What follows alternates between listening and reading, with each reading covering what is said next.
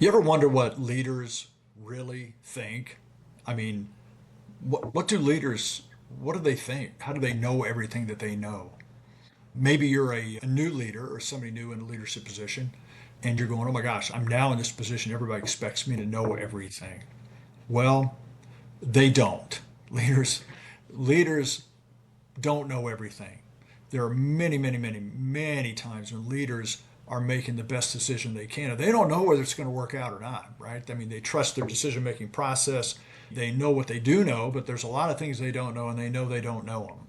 I always think it's kind of funny because you think about professionals, like you think about a doctor, you think about a dentist, you think about an attorney, and what are they doing? Well, doctors have a practice, dentists have a practice, lawyers are practicing law, right? They're practicing. Yeah, sure, it's live, but when it comes to leadership, we don't really ever give leaders the same break, the same slack. We don't say, well, they're a practicing leader, okay, because it just doesn't sound right.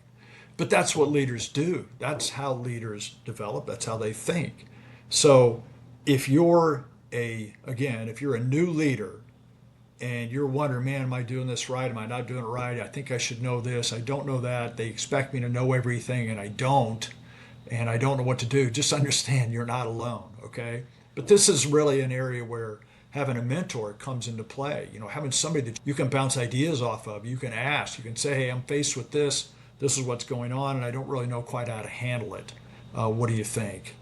So I had a guy once that was running a large business in the country, and he and I were talking one day, and he was dealing with some issues.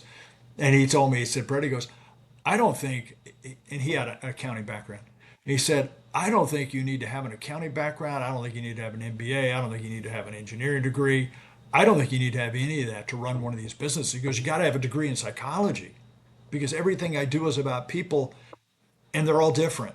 I'm figuring it out as I go. Okay. And I think that typifies what I'm saying here. So if you're a leader and you're pressuring yourself thinking that you should know everything, I need to know everything, I don't know what other leaders do, I bet everybody else has got it figured out except me, and I'm the only one out here on an island that doesn't know what I'm doing, and everybody knows I don't know what I'm doing. Just relax a little bit and understand that leaders don't know everything. They gather information, they make the best decision they can make, and then they move on, and then they just adjust and make another decision, and they learn, and that's how we as leaders learn as we go. Which is one of the reasons why it's so hard to have somebody with a limited amount of time in leadership to really expect them to be highly productive, highly successful right out of the gate. But anyway, keep the vision in mind, what it is you're trying to accomplish, what's the purpose, where am I going, what's the inspiration, and you always keep that, out here in front of you, is that's where I'm going, that's why I'm doing what I'm doing. Be open-minded, ask for input, get information, learn to trust the people around you, and make the best decision you can and move on, and you'll be just fine. So I hope this helps somebody out there.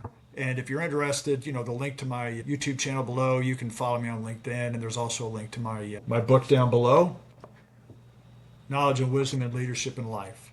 Anyway, I hope this helps. Thanks, and we'll talk to you again.